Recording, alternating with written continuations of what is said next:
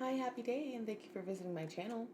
If you're new here, my name is Miriam, and I'm a numerologist, an oracle, and as of lately, I've been reading my akashic tarot that my mom gave me. It's been quite the ride. This is what it looks like. This is what it looked like.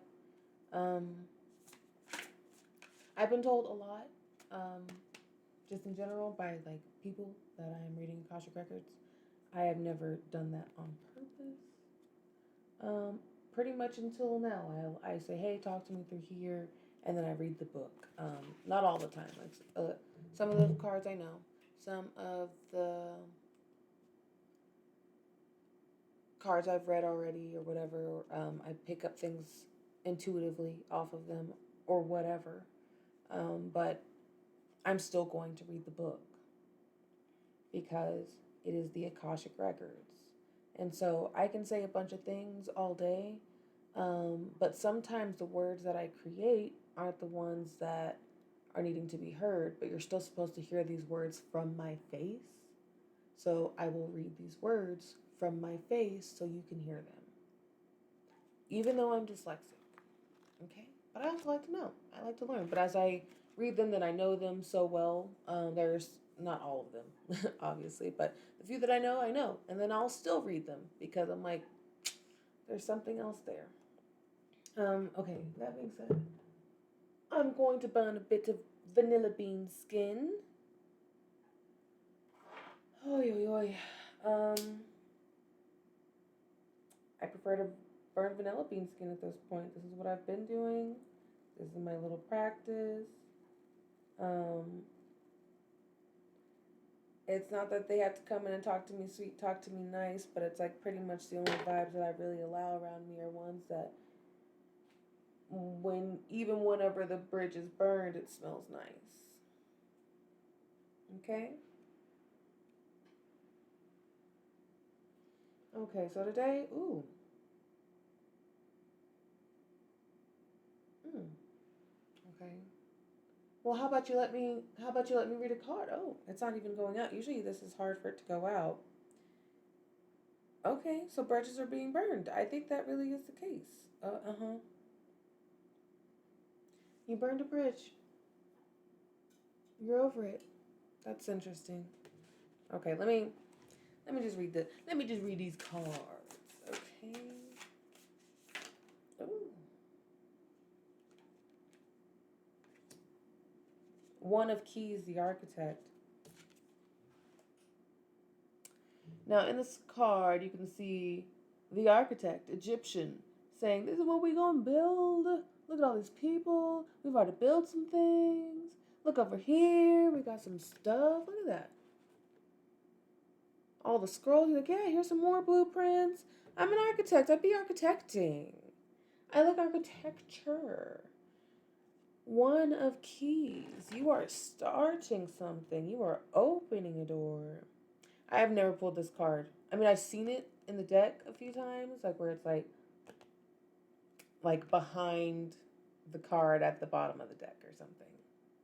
So it's nice that one of Keys is making its appearance for the architect. What does that mean for you? What are you doing?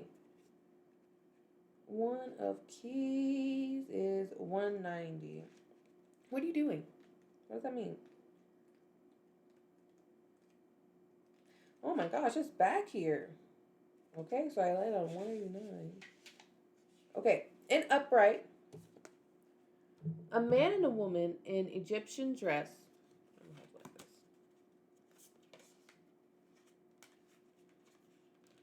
A man and a woman in Egyptian dress stand at a table filled with structural drawings and measuring utensils. He is the architect of all they survey, and he points to an unseen building in this expansive project. Throughout this scene, many workers toil on foundations, pylons, and palaces. At a mundane level, you could find yourself involved in a building project or renovating and redecorating your home or workplace. Most important, this card shows that it's time for you to step into a position of power. In order to do that, you must recognize your talents and strengths, as well as your authority to take charge. An opportunity beckons. that utilizes your skills perfectly. Feel the command you have over the great scope of this situation and take charge.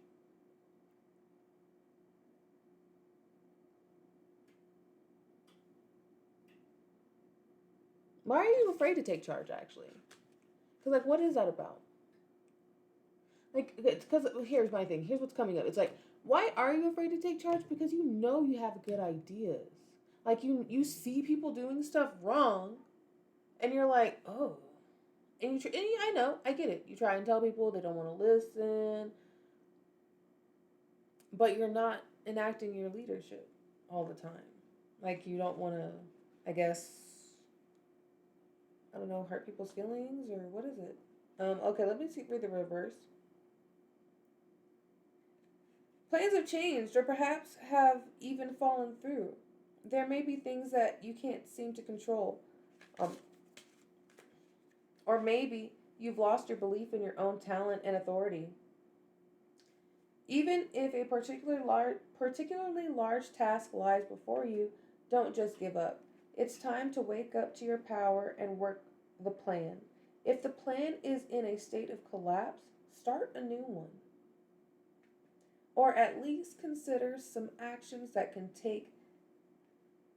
can take to reclaim your power and start anew. Oh, here's something.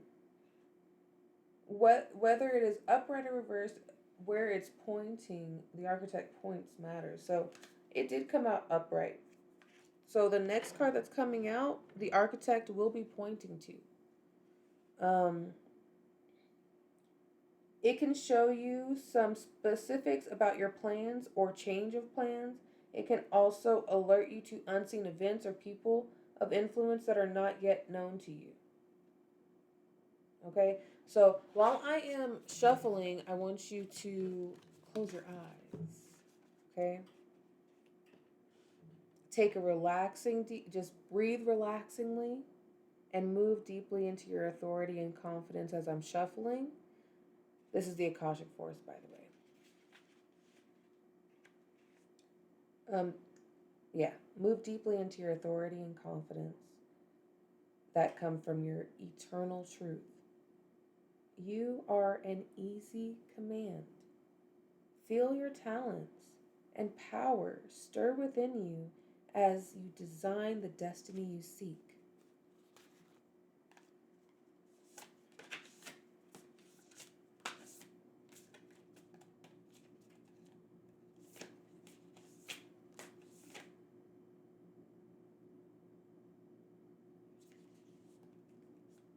This is two cards.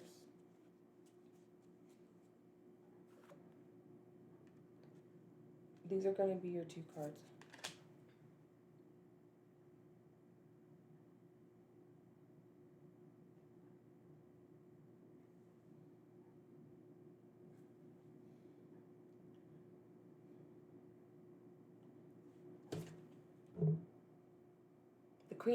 The the Queen of Keys came out. That's what the architect is pointing to. And then the King of Keys. The Queen of Keys and the King of Keys, when they're laying down, they're opposite each other, back to back, like this.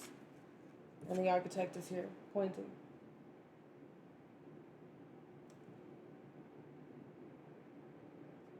Um, so what I do with all of my, anytime like I have a deck, I like to shuffle them really good. So for me, the fact that these keys are all together really is freaking me out because I specifically go in and shuffle them so specifically by hand. Like I go and make piles and separate them. How is there going to be a separation? You're starting a separation of things. Maybe like a divine no. Maybe this is good. I don't know. I don't know because they seem happy. It's like even with them facing in opposite directions, it's like yeah, she's ruling the queen. She's ruling the kingdom, and he's like yeah, I'm gonna go do stuff. But she's like right here technically. She's technically, I believe, she's technically right here, looking out this way, being like, oh, I'm on the way, but he might be off doing something. This might be either one of you. Someone staying home and holding down the fort, like building this stability, especially since they're both upright. What you find too is like, my goodness. Let me read these because I haven't. I don't think I've gotten. Maybe I have. Maybe I have gotten the Queen and King of Keys. Third chakra. Interesting. It's gonna be at the back because the past keys were at the back, right? Yeah. Okay, the Queen of Keys. Upright. A queen dressed in a gown of rich colors and textures stands atop the tower of her great castle, looking happily looking over the rich, verdant hills of her domain. Why am I out of breath?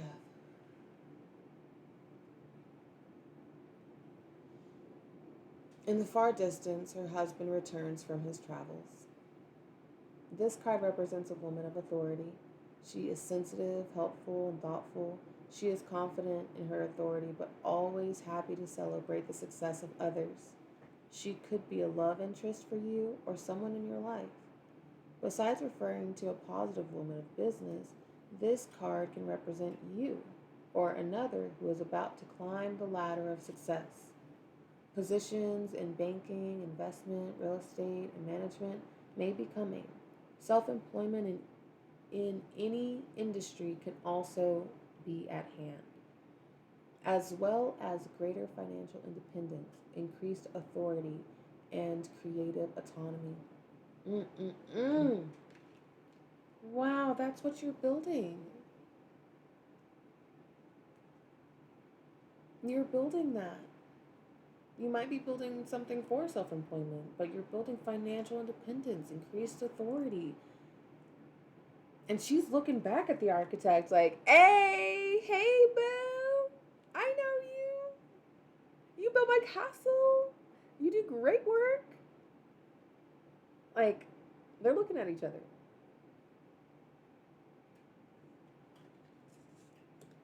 Thank you so much.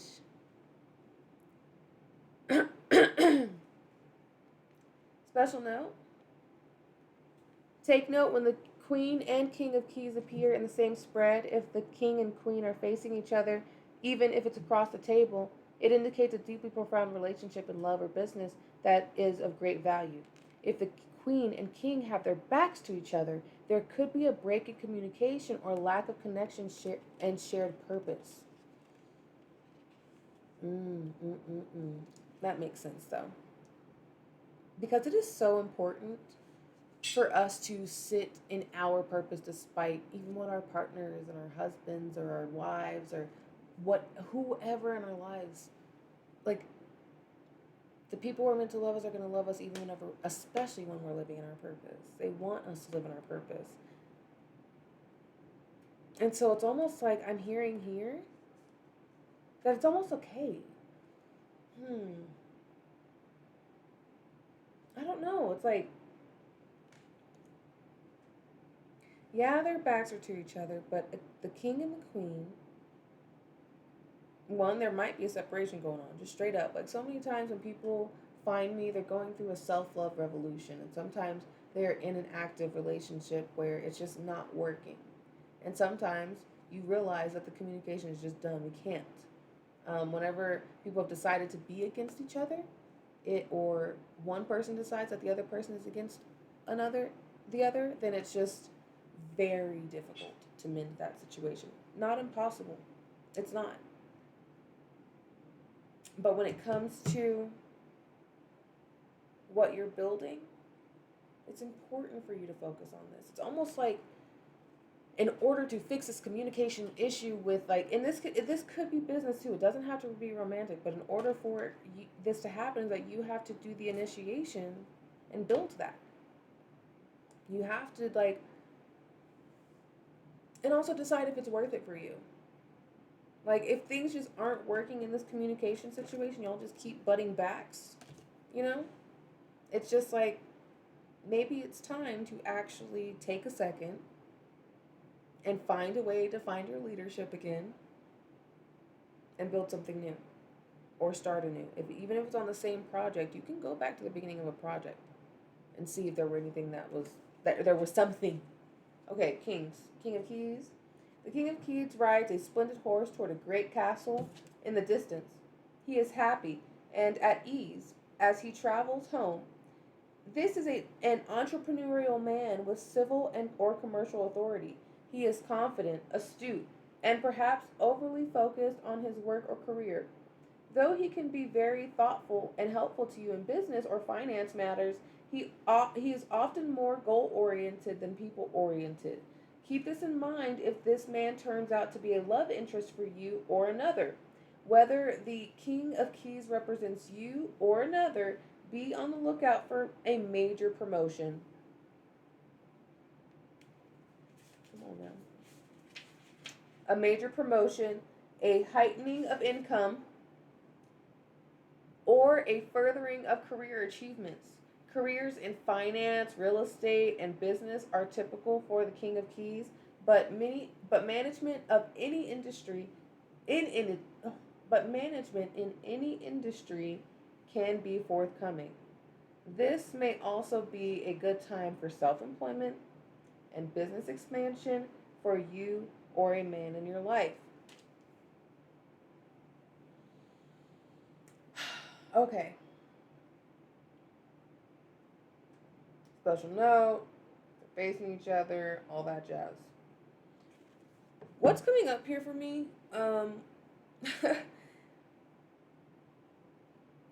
Even in a marriage, sometimes we have to like take a beat from each other. Like, not all marriages are going to be like, okay, now we're in each other's face all the time. Like, a lot of successful marriages are people who are able to be alone together and also be apart from each other and miss each other and whatever, and then come back together. They have their own goals and they have shared goals, but they're also independent people. Um, the queen comes from status, the king comes from status. But even that bit there, the king is business mind oriented. And again, it's a king and a queen. You don't have to be, the king doesn't have to be a male, and the queen doesn't have to be a female, and vice versa. Whatever. They also don't have to be gender bent. They don't have to have any gender.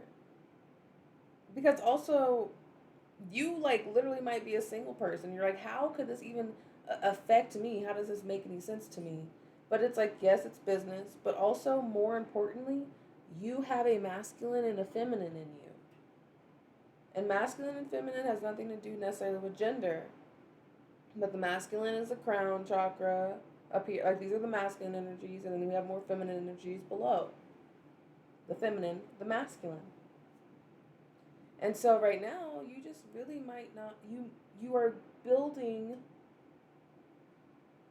because you've been made aware of like almost a disconnection of this communication. Because if you're seeing this in your relationships, you're most likely having that within your internal relationship. Like literally as below and so above, whatever they, and then in and out, and then me and shout. You know what I'm saying? They're very common expressions.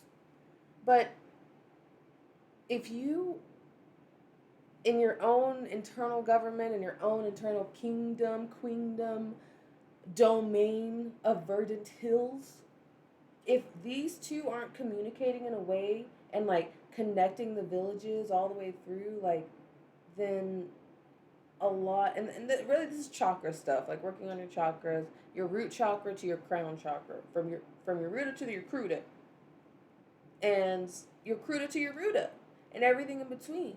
It's the comprehension of each chakra all the way down as to why you have to move in a certain way for your root chakra to feel comfortable enough to allow its energy to move and up through, like almost like a thermometer, because it takes certain steps. And an architect not only can build a building, but he can draw it out. I mean, like, this is who, and this is how, and how we need this many people to get all this stuff together to go over there. You are the architect of your own internal kingdom. Are you building palaces? Are you building, what are you building? You building a bunch of keys? Because dang, is a bunch of keys. Okay, I'm going to do one more. The end of the deck, or I'm going to shuffle to get a bottom of the deck.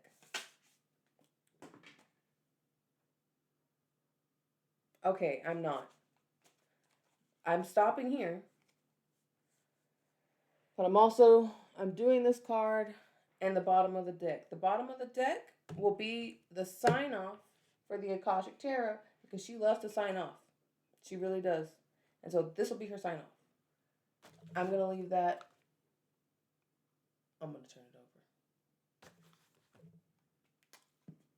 over. Okay. What? This is tripping me out. So this, I'll just tell you what came out. So this is the Eight of Scrolls, Paths Unknown. And then what's on the bottom of the deck, is this right? Yeah, it really is. What? The King of Scrolls in reverse. So it's a scrolls and scrolls and 3 keys. Like, when I tell you the way that I shuffled, like, I can't even explain. I mean, it's shuffling. And then you see how I usually shuffle. Like, this is the bottom of the deck and this fell out the middle of the deck. Scrolls, scrolls, scrolls. So keys and scrolls right now for you. So when it comes to paths unknown, there's this woman here and she's standing. There's like 3 paths. There's a dark path, there's a light path, and there's a path with light and dark. But it's up to you. Like, you know, this first path, this path that goes straight up and down, that's a light path. You've been there. That's paved. You know for sure it's going to be like, you're going to be, boop, it's safe. It's safe. There's a dark path over here, which probably has lots of adventure. And you can see that there's like tiny little bits of light in there at the dark path, like very skinny slivers. But that's adventure. That's so mysterious, and who knows? And here it's a little bit of mystery and a little bit of, yeah. It's more like a hop, skip, and a jump because there's a big, see, like almost like stone paths but of light. So a little connect the dot illuminations as to where to step, but there might be a bit more missteps here in the darkened path. There might be, but either way, what you notice is above this dark path there's a fox and some scrolls. She's got scrolls in there, 8 of them. There's a bird going this way. They're all kind of pointing towards her. Here is a squirrel and here's a raccoon. So for this one is a fox. For this one is a raccoon. The raccoon is a spotted trail. The fox is the darker trail. And the squirrel is the light trail. When we look at these animals, the squirrel is more of a prey animal. They're not really there. And this fox is more predatory. And the raccoon is just a little bit of both, ain't it? It's also, foxes are a bit more skittish and sly, and you can go your own way, go your own way. Because also there's these 3 paths here, but also technically you could just walk off into the brush. Gets a little poison ivy sometimes, or maybe you won't. Maybe you'll find a whole little grove that like only the animals know. But the raccoon, they have the intelligence like a fox, but they also have a little bit like of a squirrel vibe, right? Like a little bit, they're just like, and foxes are a little like, high strung, but they're a bit sophisticated. Maybe that's not the correct word, but I mean, raccoons are like, we're gonna dig in some trash, because either way, all of these animals gotta eat. All of these animals gotta live their life to and survive and perhaps breed and whatever. But that's the real nature of the forest. You just somebody walking on through while they're living a whole universe of like real life or death stuff. And they're just like, is she gonna drop any food? Can I have a little something? You got all those scrolls. Like, you packed a bunch of scrolls to decide to go on some of these paths unknown. I'm so glad you have scrolls galore. I hope they're all survival scrolls. Or maybe they're maps. Because it's actually not that far if you just follow these paths anyway. Maybe one of these is a shortcut. The dark one is a shortcut, but it's also dark. You have to decide. These are your paths. You get to decide. Like, literally, that's what it's saying. And the Eight of Scrolls is like, here's the thing. You could decide to walk down one of these paths at any point, any of them, and then you get all the way down here and you're like, you know what?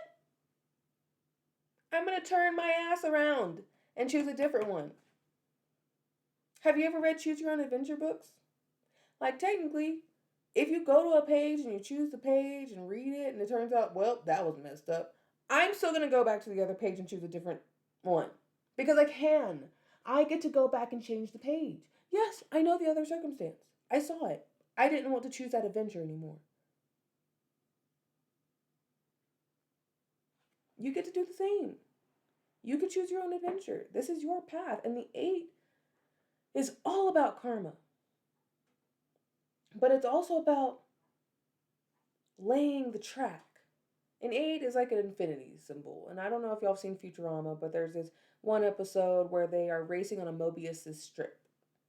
A Mobius strip. And so they're racing on that, and it's like this, they're all around.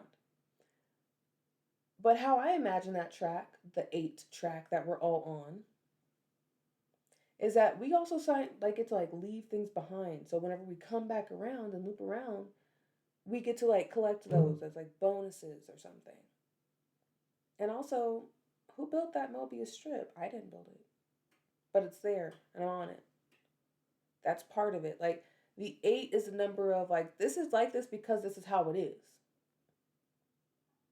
My legs bouncing. I got extra energy. The paths are there because they've been paved by many people. Eight is very far in the line of numbers.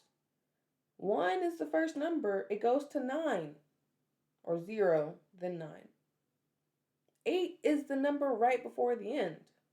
So that means it's been beaten down the pavement. The infrastructure has been built. Not only that, a conglomerate of infrastructure has been built at this point. 8 is the number of business. 8 is the number of harvest. This is your harvest. Your harvest is that you get to choose whatever way you want. I know that seems like a lot of responsibility because you're like, well, where am I supposed to go? What am I supposed to do? There's too many decisions. Just choose one. And then if you don't like it, turn around. I know it's how do I apply that from a metaphor of a walking down a path to real life? But literally day to day, even moment to moment, you can choose to be and I don't feel like doing that anymore.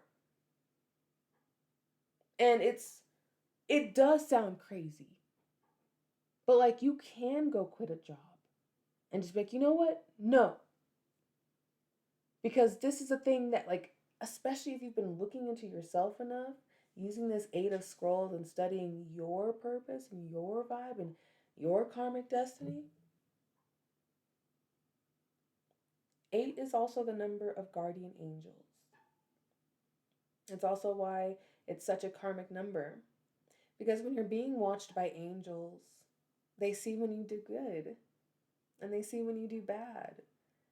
And so you get almost instant, I won't say instant karma, but you do get karma because nothing really gets hidden. It's seen by the real energy of the actual knowing and seeing, and it's your own inner authority. But it is the number of guardian angels. You are protected. Not only by the angels, but by your knowledge. You have not just sat here doing nothing, but I feel like you think you have. Okay. It's saying, okay, I'm getting drawn so much to the King of Scrolls because it's in reverse. So King of Scrolls, it's a guy. He's got 4 scrolls, 1 in his hand, 3 on this bench. There's like a beautiful garden and all that, but he's outside of the, or maybe he's in the garden. Beautiful landscape. These stones are almost purple, purpley gray, brown, purpley gray brown. But then there are like these violets and flowers and these beautiful viney type things going up these pillars. He's looking off and at, I guess, whatever.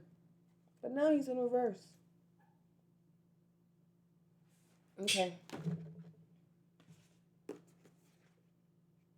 Scroll, scroll.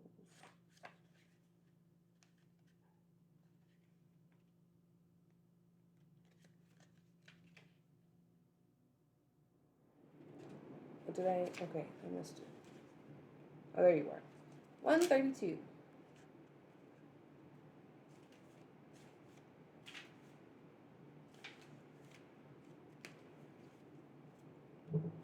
King of Scrolls. The reversal could indicate a separation from a man who can often be too analytical and tends toward overthinking.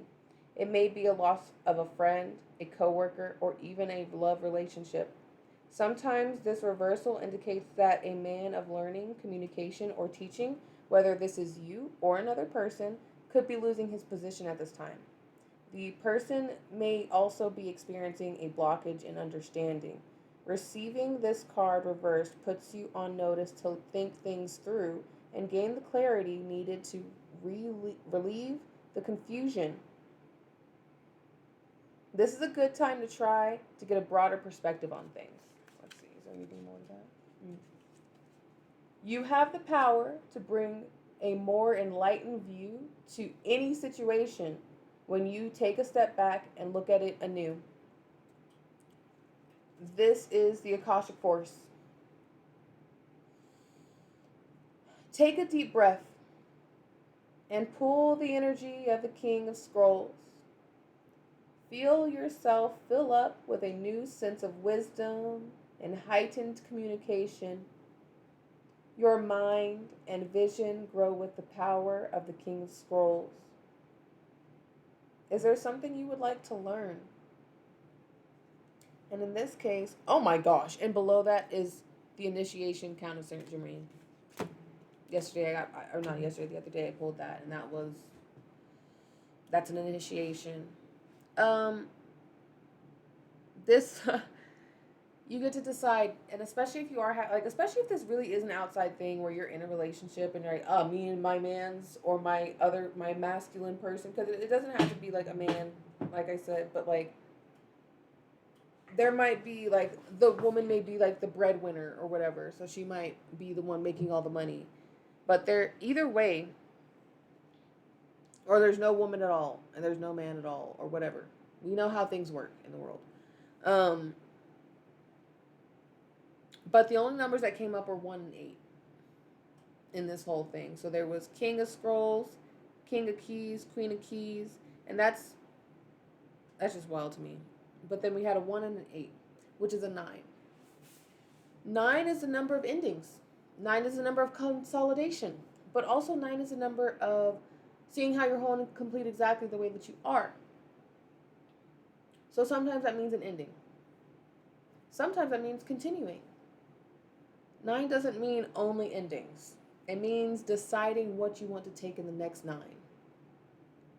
It's like, okay, I did all this stuff. I saw how things worked. I pushed forward. I tried this. And 8 is really about the energy. Like, even whenever you're going down all these paths, it's important for you to pay attention to how you feel. You've got these scrolls, they might all be blank for you to write down and say, whenever I go down this path, and although the light is really nice, there's something about it that, I don't know, she's fair-skinned. Maybe the sun is too much, you know? All of us need to wear sunscreen, and maybe standing in the sun for too long isn't fun. Or maybe it's boring, and you just don't feel light in your heart, and you don't feel excited or aflame because you're doing something you love. So you try a different path. And maybe you try the dark path right, or the darkest path right away, and it's just like, okay, that was a little too dark. Took a while for my eyes to adjust. I tripped. I hurt my knee. I'm just gonna go over this raccoon path, one that I've cobbled together in whatever way that is quite adaptable. But it is your choice. This is a path for you. So whenever you're having this communication with this person, this counterpart, or even perhaps yourself, seeing how that energy exchange comes back and forth, decide if you want to keep it or move on from it. With nine energy around, it means that this is a good time that if you are going to be ending things, you can end things amicably.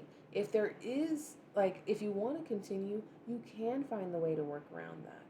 It is still like, it's not like if you decide now in your nine energy to continue that you can't then decide later on to just say, no, I don't want to continue. These are your paths. This is your life. And sometimes it's scary too because when it comes to like communication, like actual romantic things and like love stuff like that, it can be very hard to want to say, okay, I want to be done with this relationship whenever there isn't like problems that are extremely clear.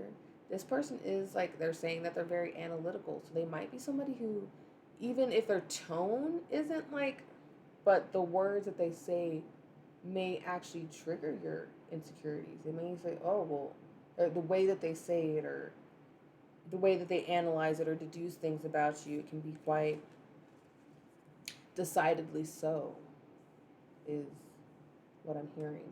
Oh, but it's also nine energy around. So with a one and an eight, they might be a 189. And if they are a 189 life path, or if they are a nine life path in any way, a lot of times nine life paths really believe that they know what's right, because they've pattern recognition. They look at the big picture and whatnot. Doesn't mean that they can't be wrong. I'm a nine life path. I haven't been wrong yet, no, but it doesn't mean that they can't still make mistakes. And so you can choose to build a proper communication and mend this, but it's important for you to see if you are shrinking yourself in order to do that. It's important for you to see if this is something that is sustainable for you outside of just, it's like you're, even seeing this Queen of Keys, it's like you're not afraid to be alone. And honestly, the Queen of Keys and the architect looking at each other, like one, that could be you, the architect, and the Queen of Keys, and then eventually the King of Keys, you know? But also, like, these two, like, you might almost, like, not to be scandalous, but you might be in a relationship and be feeling some type of way about somebody else. And it feels because there hasn't been like this proper connection in this other relationship. There's been such bad communication, but this here, like this building stuff, and it still may not be romantic. It might be just business, but it is still creation, and creation is a very intimate thing. Initiation and starting, it's birthing something with someone, even if it isn't a sexual thing, it is still something that's putting passion into you. And if there's not passion in this communication, it can be very discouraging. It can be very discouraging to come home and then have those conversations.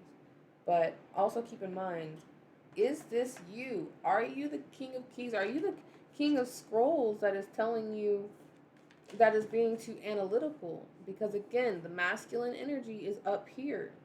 The mind, the crown chakra, these thoughts, they're the ones who are like, am I doing this? Am I doing that? Am I doing this? Am I doing that? What about this? What about this? Can I do a little bit more? Can I do a little bit less? Am I being too much?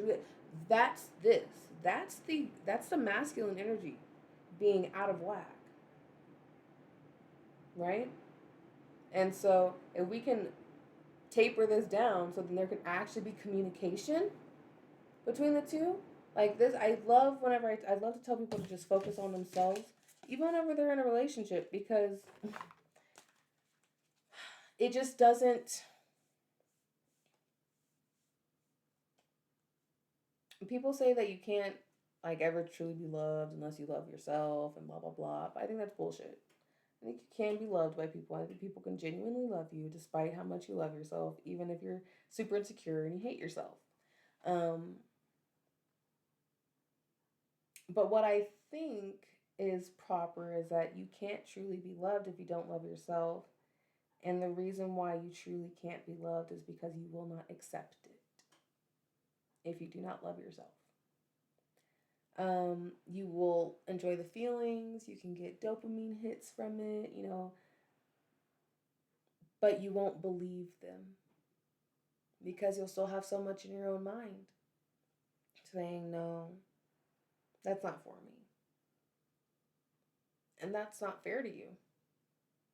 And so when you have decidedly chosen yourself to work on yourself and if you're in a relationship, in a marriage or a partnership, and that person does not want you to do that, then it's probably because they don't want to work on themselves either.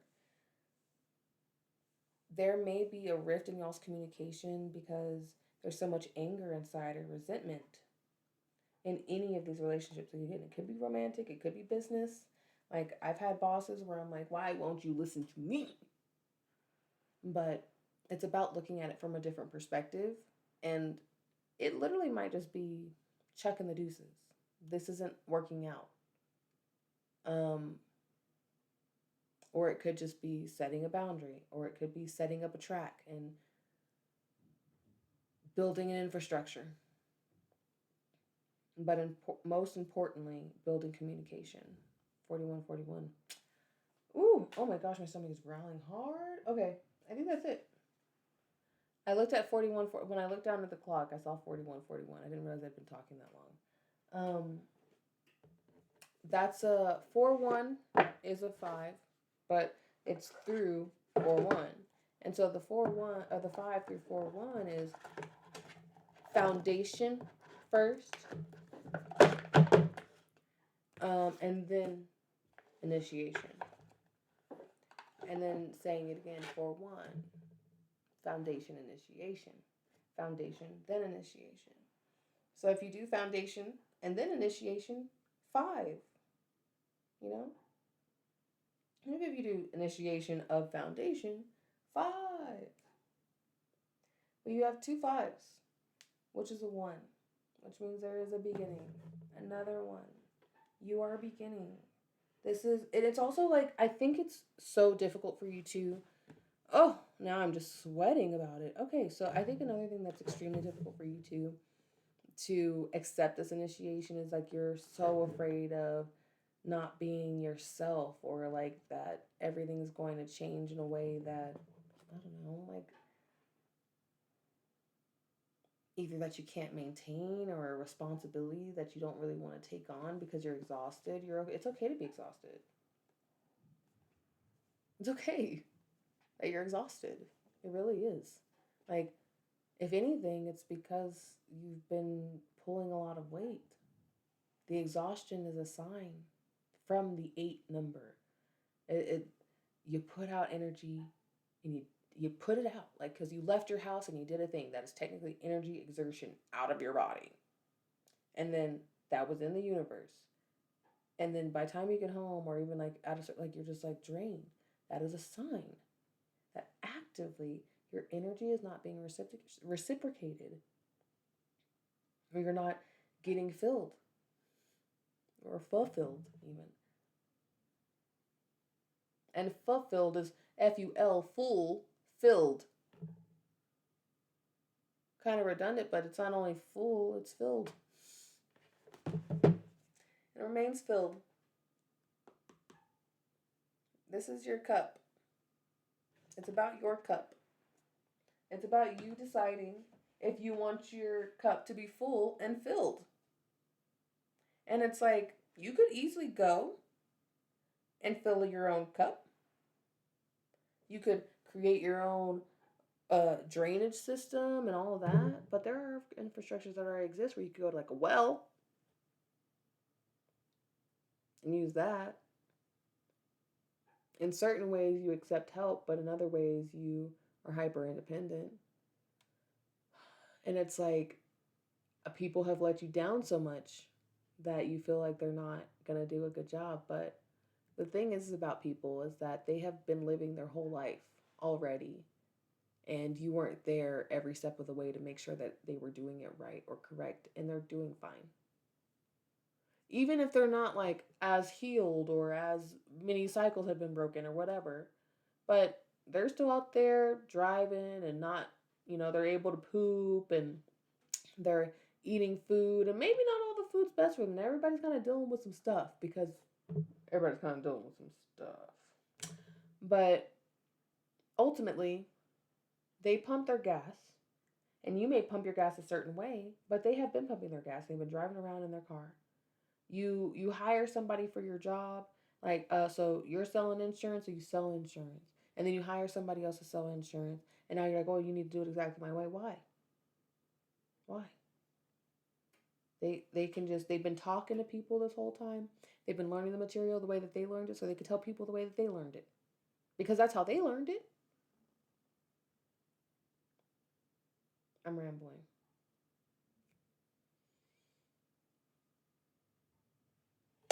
Much love.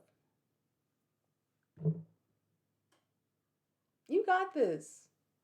Whatever it is, don't be scared. Don't be scared.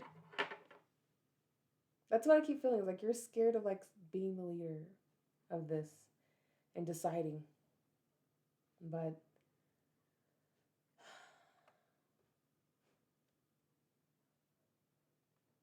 I don't you're not going to be making a decision on something permanent.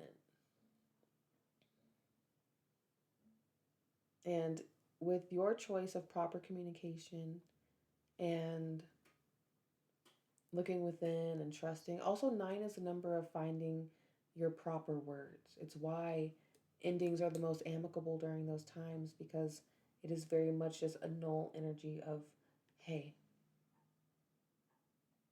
it is what it is. And it also just might be like the end of this type of relationship. So, like, say me and my partner we've been working a certain type of way. Like, I am the breadwinner and he stays at home. And then that's how it's been. But it's just not working for me. Like I'm getting so anxious all the time, and I just can't do it. Like it's just I go there and I make the money and I get it, but like even if he goes to work, he's gonna make less money than me. So then we're not gonna have as much money. So I'm just like, no, I'm gonna keep doing it. I'm gonna keep working. I'm gonna keep working. I'm gonna keep working because it just makes sense. But eventually, I had to say 47, 47 as I look down. But eventually, I had to say, you know what? This isn't working for me. I can't handle it. I don't want to do it anymore, even though I've been doing it for a decade. And he decides, yes, okay, this has changed. A communication was happened. Proper communication happened. He chose to take on the task. And now he's working. Even if bringing in less money and we're struggling a little bit more financially, now I'm able to do things that are more fulfilling to my heart. I'm not having mental breakdowns. Um, I'm able to take care of myself mentally, physically, spiritually, so much so that I can then pour into him. And then eventually we all can have our biggest dreams come true, because now that's what we're allowed to focus on. Because we had a communication, but that also meant that an ending of a type of relationship happened. I stopped being the breadwinner and he started being the breadwinner. That was also a very big transition. This is really what happened, by the way. It was difficult for me from being a hyper independent person who was raised, do not ever let a man take care of you. Make sure you always have an escape plan. Make sure you have money. Make sure you this, and this. Don't depend on a man. Don't. Because these men ain't shit. And it's not like that isn't what my mom was necessarily teaching me, but that's what society was teaching me. And hell, like even the father of my child, like we were together. I was the breadwinner. He cheated on me. We broke up, but like thank goodness I had all the money. Thank goodness I was okay. So then I didn't have to worry about all this other stuff and having to escape or whatever. But then I also realized that I never felt safe enough with him to trust him to be the breadwinner. And I had never felt safe enough with anyone to trust him to be like the independent person up until my partner, who actually was a partner. And so that didn't come from him just being a great partner on his own. I also had to say I feel a type of way. I couldn't be quiet about that. I couldn't just let him figure it out and read my mind because I'm the mind reader in the relationship. And even if he can read my mind, it's still not fair to myself to shove so much down to try and like placate societal standards or the money or whatever BS that I'm putting in my head to prevent me from living my dream. And so, if I had still been there, I'd still be working there and I wouldn't be doing the things that I'm doing now. And I really prefer the things that I'm doing now much more than what I was doing before. And it didn't matter how much money I was making. It got so insane for me that I could not continue working. I mean, I could, but I didn't care about the money. Like, I just could not give any fucks about the money. They could have paid me $1 million a day, and I still would have quit after a week. I really would have. I mean, because of who wouldn't? That's 7 mil. Duh. And it was a relatively cush job, but no. And I don't make near as much money now. In fact, sometimes I'm like, that's negative money that I made. But my time, my energy, my life, that's mine. It's not perfect. I still struggle sometimes. Sometimes we're literally like paycheck to paycheck because life happens. Sometimes you need to pay for a big bill all of a sudden. You're like, whoa, what the heck? I didn't know that was coming.